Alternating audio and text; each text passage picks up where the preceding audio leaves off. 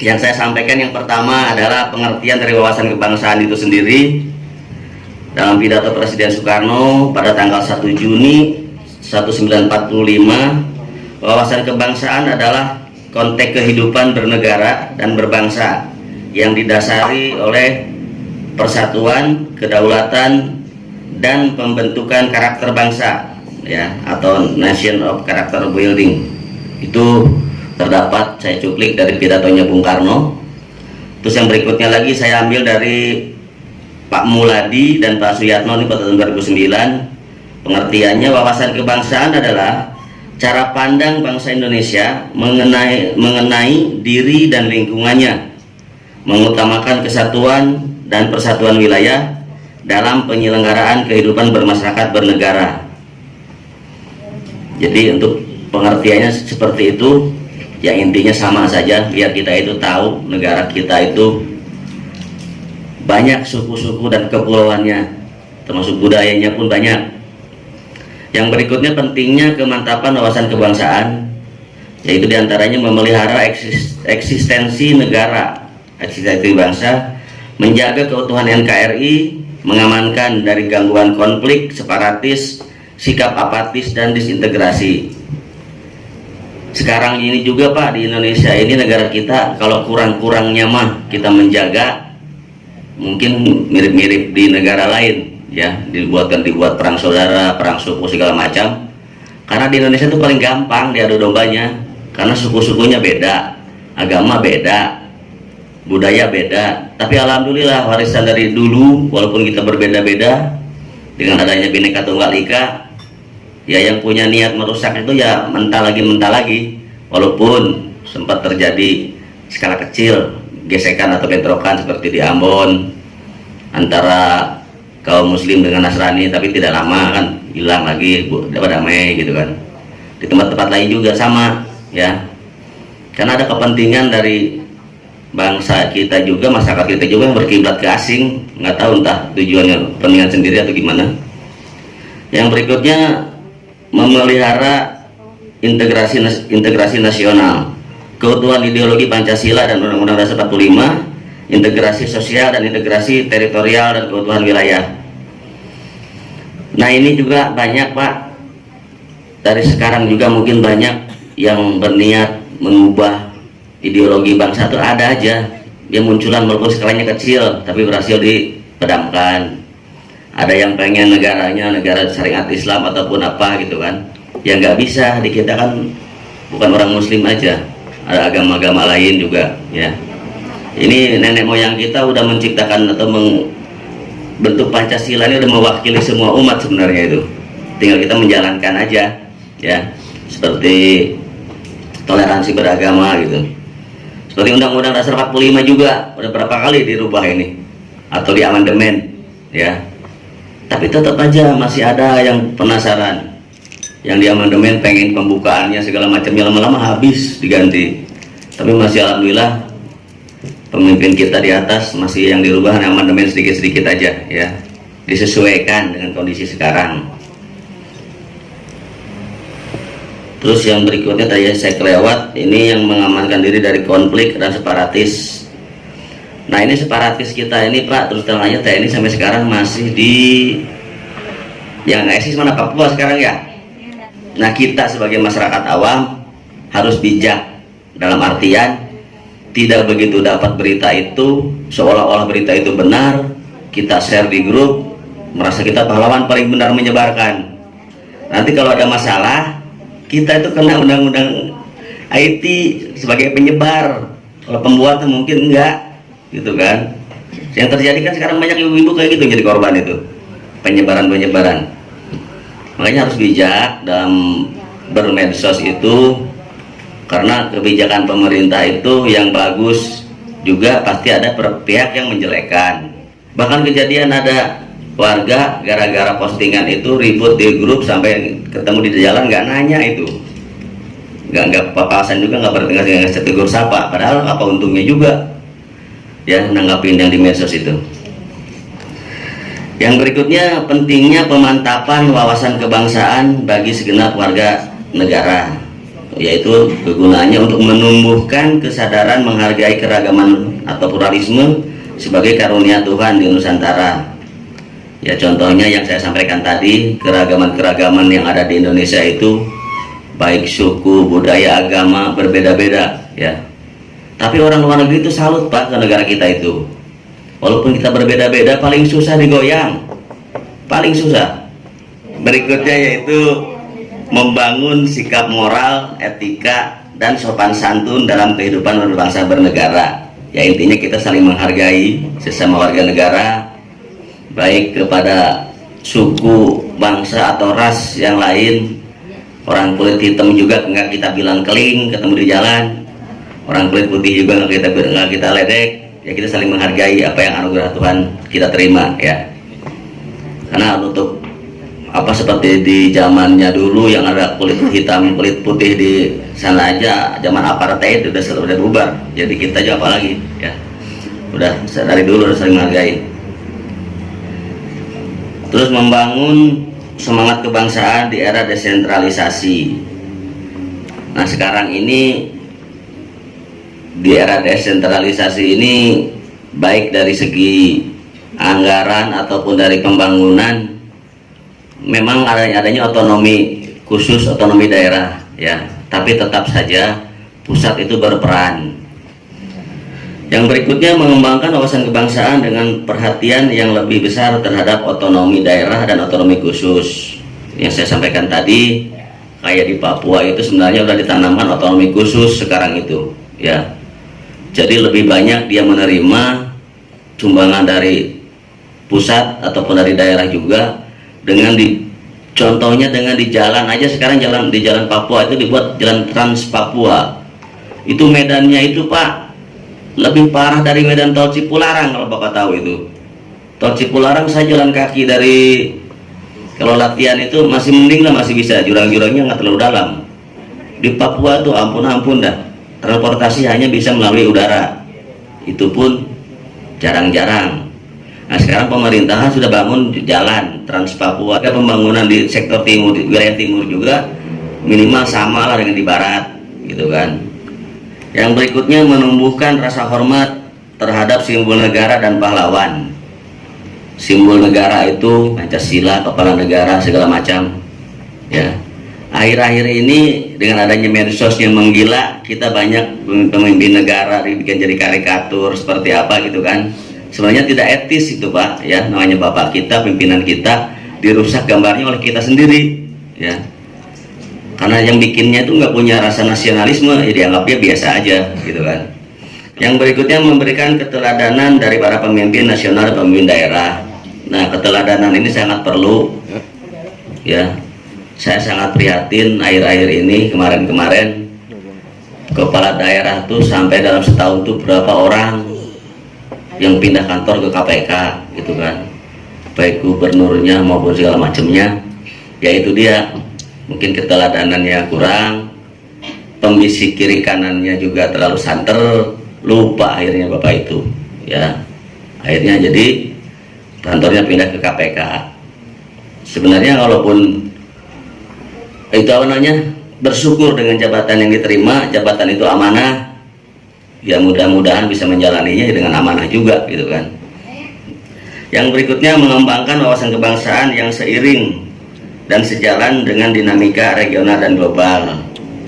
Nah, itu juga dalam pengembangan wawasan kebangsaan ini, kita tidak terpaku oleh budaya lokal kita sendiri dan tidak anti budaya asing juga, tapi ya dengan harapan dengan adanya kita didasari oleh punya sikap cinta tanah air, wawasan kebangsaan, ya tidak menerima budaya asing secara utuh dan melupakan budaya nasional gitu kan. Tapi kalau anak sekarang ya itu dia dibilangnya kuno katanya, kalau budaya nasional itu budaya kita sendiri. Senangnya ada yang budaya asing yang ngeden itu. Padahal ngeden itu dengan Pancasila, mending Pancasila sehatnya itu. Ya. Masih sehatan Pancasila daripada ngeden itu. Yang berikutnya adalah strategi pemantapan wawasan kebangsaan. Itu punya strateginya itu menanamkan kembali 4 pilar kehidupan berbangsa dan bernegara. 4 pilar itu diantaranya Pancasila, Undang-Undang Dasar 45, NKRI dan Bhinneka Tunggal Ika sebagai kekuatan pemersatu bangsa dan negara, sebagai common platform bagi bangsa Indonesia. 4 pilar ini Pak diantaranya digambarkan di depan seperti sebuah saung ataupun meja. Kalau diantaranya kakinya itu ada yang patah ataupun kakinya ada yang rapuh, pasti tidak akan tegak, tidak akan kuat ya. Yang berikutnya memperkukuh wawasan kebangsaan yang menyangkut 3 dimensi pembinaan, yaitu rasa kebangsaan, paham kebangsaan, dan semangat kebangsaan. Rata-rata anak-anak kita tuh kenanya di MI, di mental ideologi.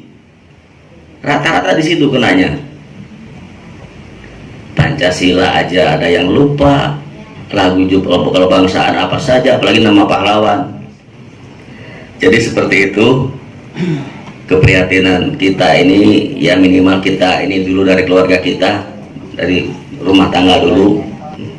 Yang berikutnya membuka ruang dialog tentang pentingnya mengedepankan ideologi kebangsaan dalam mewujudkan visi Indonesia 2025. Ini untuk pembangunan jangka panjang. Yang berikutnya mengembalikan Pancasila dan wawasan kebangsaan sebagai kontrak politik bangsa menuju Indonesia yang mandiri, maju, adil dan makmur. Nah ini kan sebagai kontrak politik itu dalam artian setiap kita ada pejabat yang dilantik, di samping demi Allah saya bersumpah, kan kalimat kesananya kan ada itu, ada setia kepada negara, ada bangsa dan Pancasila dan sebagainya kan, seperti itu. Lagian sekarang para pejabat itu kan banyak kontrol publiknya Pak, tidak seperti dulu. Sekarang tuh banyak LSM, banyak pemantau-pemantaunya. Jadi kalau mau nyeleneh-nyeleneh itu ya ada yang mengingatkan, ya sebelum terjerumus. Ya. Yang berikutnya forum wawasan kebangsaan perlu dibangun secara sinergi di berbagai lini. Nah ini di gambarnya musyawarah di kita itu ya sudah tidak aneh, bukan barang baru. Justru musyawarah itu di kita itu dari tingkat RT sampai tingkat atas pun ada ya. Musyawarah tetap dilaksanakan ya. Yang berikutnya kita harus bijak dan bersatu. Mengapa katanya kan? Karena ancaman ke depan semakin nyata dan perlu antisipasi sejak dini, dan motornya adalah pemuda. Kan dari zaman dulu Indonesia merdeka saja diawali dengan berkumpulnya pemuda-pemuda dari berbagai daerah. Kita nggak berpikir pemuda-pemuda zaman dulu dari Ambon, dari Papua mau ke Jakarta naik apa? Paling banter kapal laut, itu pun sembunyi-sembunyi, tahu ketahuan Belanda. Pemuda zaman dulu kumpul di Jogja, dari Aceh naik kapal laut, walaupun naik darat mungkin nyamar jadi tukang kuli apa, karena kan takut sama Belanda. Tapi alhamdulillah dengan kekuatan kemauan yang gigih, kekuatan yang ini, perjuangan mereka nyampe juga, dia bermusyawarah seperti ada Sumpah Pemuda segala macam. Kan dari situnya dari Yong Selebes, Yong mana-mana, kan orang jauh semua itu Pak, bukan orang Jakarta itu ya. Tapi kalau dilihat dari kondisi zaman dulu, saya mah nggak kebayang gitu. Terus Indonesia memiliki banyak potensi, kekuatan, dan keunggulan-keunggulan yang dimiliki oleh berbagai komponen bangsa. Tapi keunggulan-keunggulan tersebut tidak digunakan untuk bersatu, justru digunakan untuk saling bertentangan. Terasa nggak? Ya itu terasa ya. Yang berikutnya, pemuda selalu di depan dan berperan penting dalam sejarah Indonesia. Nah yang saya sampaikan tadi, Indonesia merdeka ini di samping dari jerih payahnya para orang tua kita, ulama, kiai segala macam, pemuda juga sangat berperan ya. Dengan adanya Sumpah Pemuda dan peristiwa-peristiwa sebelumnya, sebelum Sumpah Pemuda itu terjadi, sebelum-sebelumnya kan ada juga rangkaian-rangkaian dari sifat kedaerahan ya. Karena mungkin pemuda itu berpikir dulu berjuangnya kedaerahan, karena masih bersifat kedaerahan, jadi Belandanya masih bisa pindah-pindah. Tapi kalau begitu Sumpah Pemuda, kita jadi satu bangsa, satu bahasa, ya alhamdulillah membuahkan hasil sampai sekarang ya. Walaupun bahasa daerahnya bermacam-macam, tapi kalau pakai bahasa Indonesia mah nyambung Berikutnya adalah inilah pengorbananku untukmu para generasi penerus. Bukan harta, bukan benda, bukan hanya jiwa dan raga, tapi semua korbankan demi merah putih yang akan selalu berkibar di seluruh Nusantara demi bangsa dan negara Indonesia tercinta. Apa yang sekarang kau berikan bagi bangsamu, negerimu, apakah kau akan sia-siakan pengorbanan kami? Nah, ini merupakan ungkapan hati dari para pejuang, ya. Ini bukan rangkaian kata-kata atau kalimat indah. Kalau kita menjiwai, memaknai, ini tuh ungkapan dari para pejuang pendahulu kita. Negara kita sudah maju, sudah merdeka, bukan hadiah, Pak. Merdeka itu Indonesia dijajah 350 tahun oleh Belanda, ya. Terus lanjut lagi sama Jepang, bonus dari Jepang, boro-boro, ya si perjuangan 350 tahun berapa generasi itu? Kalau rata-rata umurnya 50 tahun aja, tuh udah cucu, anak, apalagi namanya tuh, ya udah pada meninggal semua pengorbanannya tuh. 6 generasi. Sekarang udah merdeka, udah maju, udah punya HP satu-satu, pengen diacak-acak lagi Indonesia gara-gara baca medsos. Ya janganlah, ya. Kita tuh di HP itu yang saya sampaikan tadi harus bijak menerima, membaca dan memposting, karena ada kayak hukumnya undang-undang IT. Banyak ibu-ibu yang udah tersangkut undang-undang IT, ujung-ujungnya mewek juga gitu kan. Sama waktu dia posting mah ceritanya aneh, bagus, begitu dipanggil ke Polres mewek juga, sama seperti itu, ya. Itu akibat tidak bijak menerima berita dari luar, dari medsos. Ya dampaknya ke kita juga yang posting berikutnya. Yang berikutnya ini yang akan terjadi. Kita tinggal melihat negeri kita tercinta ini hancur karena ulah generasi penerusnya. Tuh, Pancasila yang tadinya kokoh, gambarnya jadi acak-acakan Pancasilanya. Ya ini yang akan terjadi apabila kita yang mengisi kemerdekaan itu tidak mempunyai rasa nasionalisme, rasa cinta tanah air dan bela negara. Saya masih ingat, masih bela negara nih. Mungkin Bapak Ibu pernah mendengar dari Babinsa yang menawarkan anaknya atau tetangganya yang suruh jadi komponen cadangan, kan? Ada nggak? Ada. Tuh di Korem sekarang lagi daftar. Banten dapat alokasi 500 orang kalau nggak salah. Tapi alhamdulillah kuotanya itu tercapai.